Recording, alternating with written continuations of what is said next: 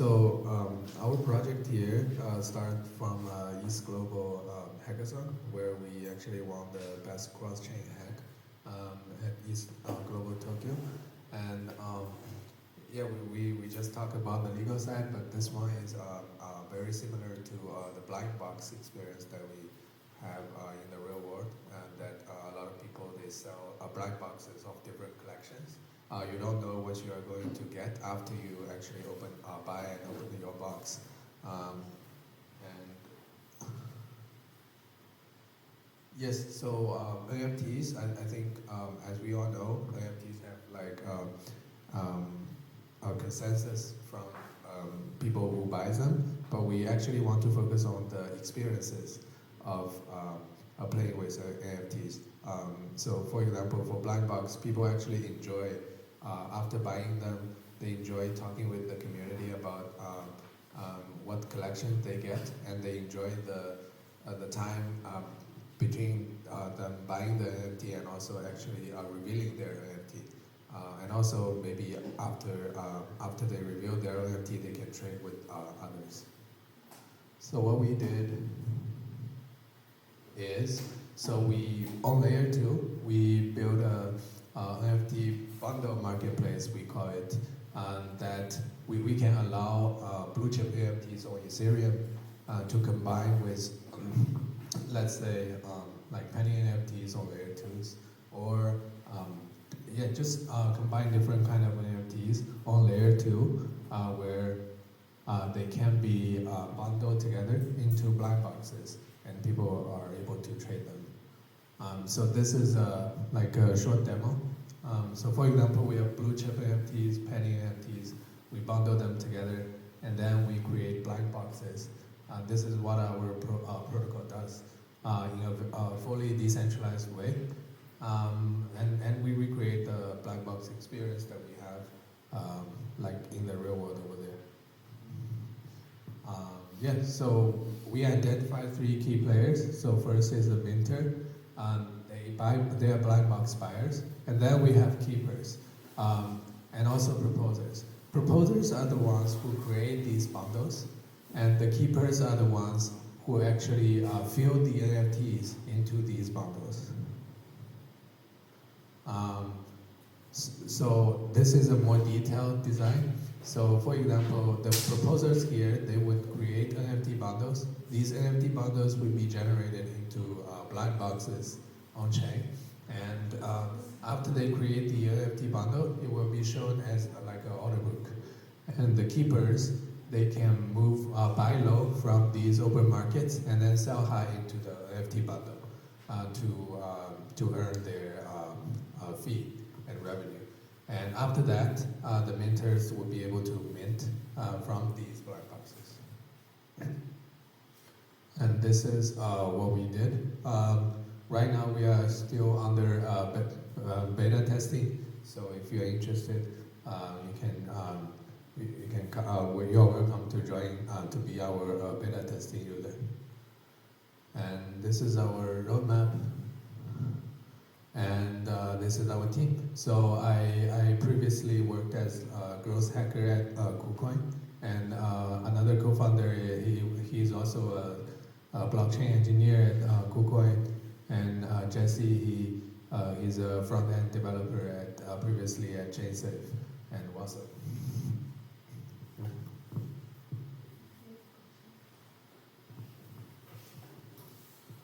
One question here.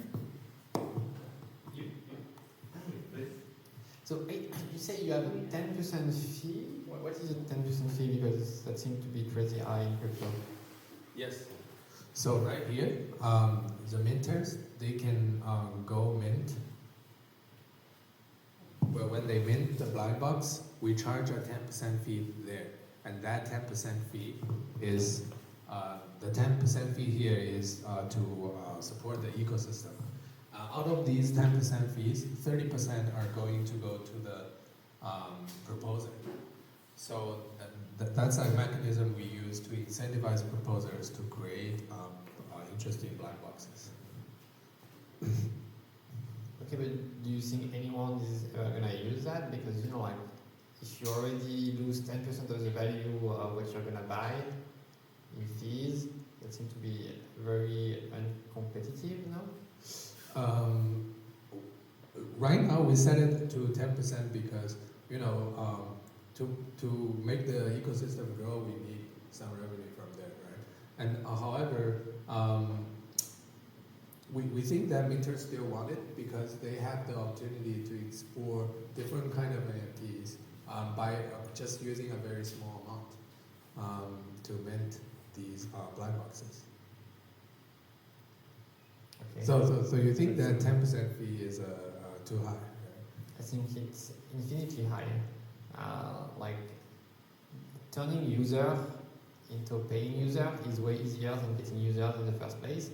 And when you are a protocol that no one knows, well, at worst, you just don't take any fee. At best, you actually subsidize usage. That's the whole thing of yield farming.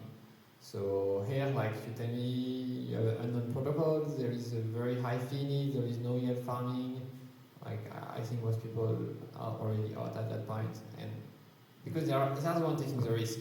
So when you get yield farming or like subsidies, you can take the risk of using your protocol because you get this kind of reward, which is kind of like more or less paid by the project. Obviously, nothing is free. Like if you put token to people, the token need to at some point extract some value in the future.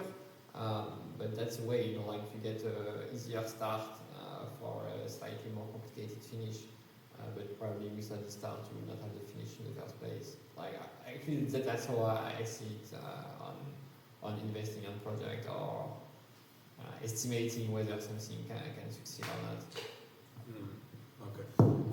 Actually, part of the fees that we collect is used to incentivize the proposers to create NFT bundles because they are part of the player that actually create interesting stuff that people want to open as a black box, and that part, I think the total fee we can still navigate, but for the incentivize fees that are incentivizing proposers, that's really difficult to eliminate.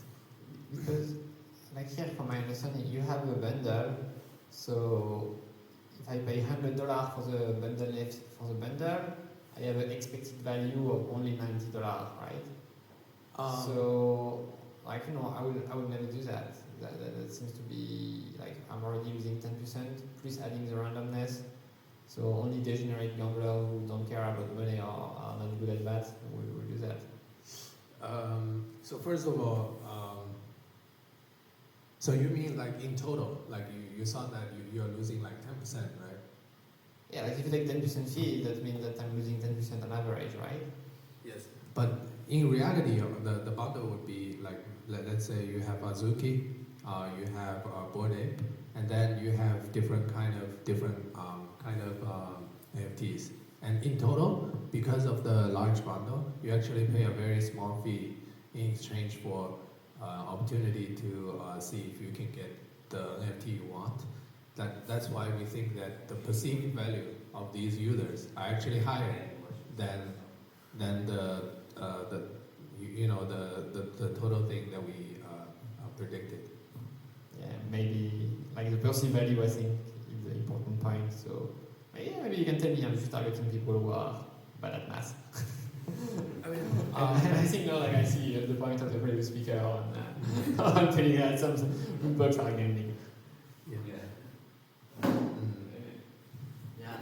No, I think it's interesting, and I agree definitely with the aspect of the fee that can be too high, but it's also interesting to see that recently we saw this product, Friend and Tech,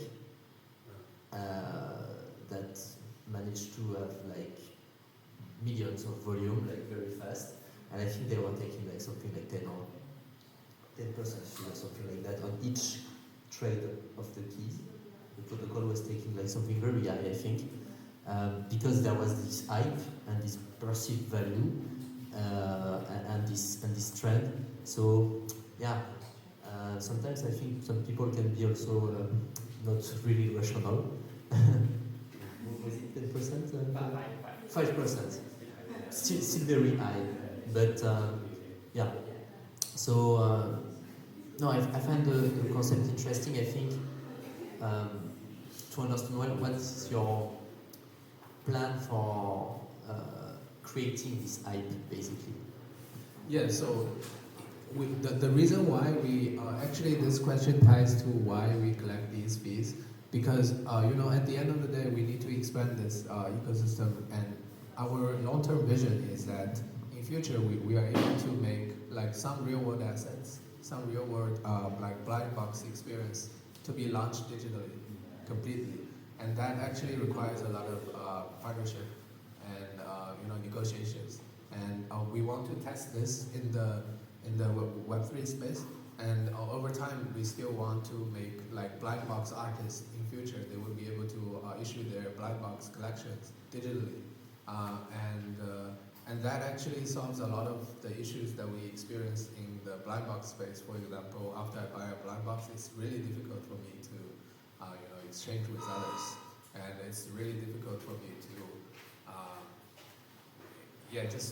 the engagement with others are like the friction is really high, and I think it actually makes very good sense that we move this digitally to leveraging the what we have in blockchain.